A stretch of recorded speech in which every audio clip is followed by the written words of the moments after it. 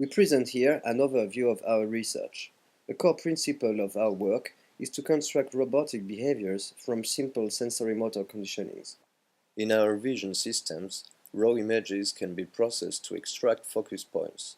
A difference of Gaussian filter convoluted with the gradient of the input image allows to detect high curvature points. A specific set of focus points may then characterize a facial expression or a place of the environment. Following a biomimetic approach, we have developed a model of entorhinal place cells. This model is inspired by what and where functional theory of the cortical connectivity downstream the hippocampus. A place is defined by a set of specific landmark azimuth couples learned online.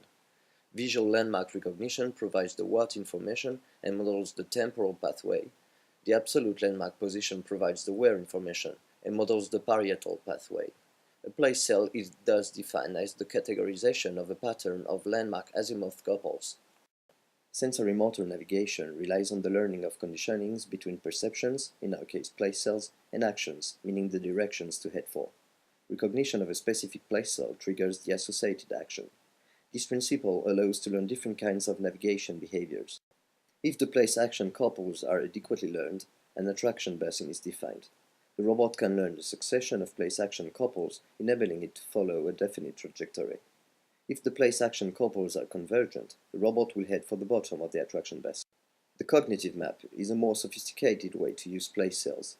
It is a topological representation of the environment, defined as the network of the possible transitions between the different places. Instead of learning conditionings between places and actions, the robot learns conditionings between transitions and actions. Reaching a specific place can be rewarded. The reward potential is diffused through the cognitive map and acts as a bias on the transition selection.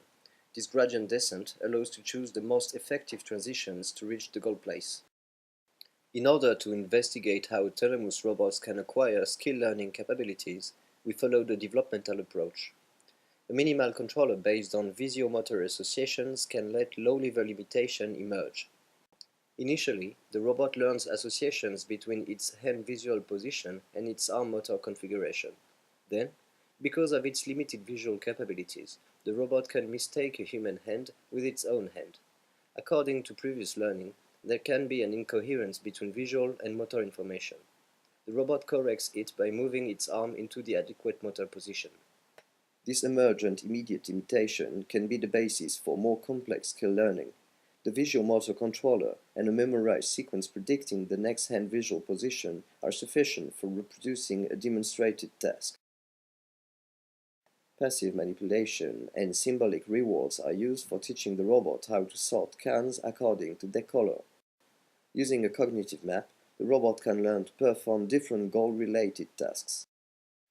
Imitation is not only important for skill learning, but also for non-verbal communication, notably on the basis of synchrony and rhythm.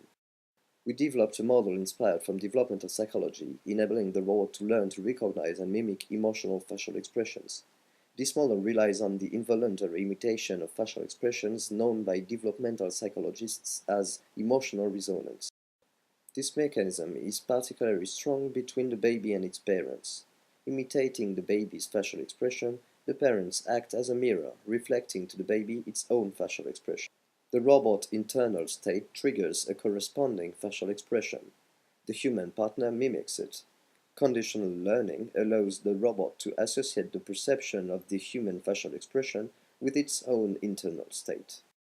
This learning associates a condition-specific internal state for each facial expression. The robot can thus recognize facial expressions. Moreover, if the robot conditioned internal state triggers the corresponding facial expressions, the robot mimics the human partner.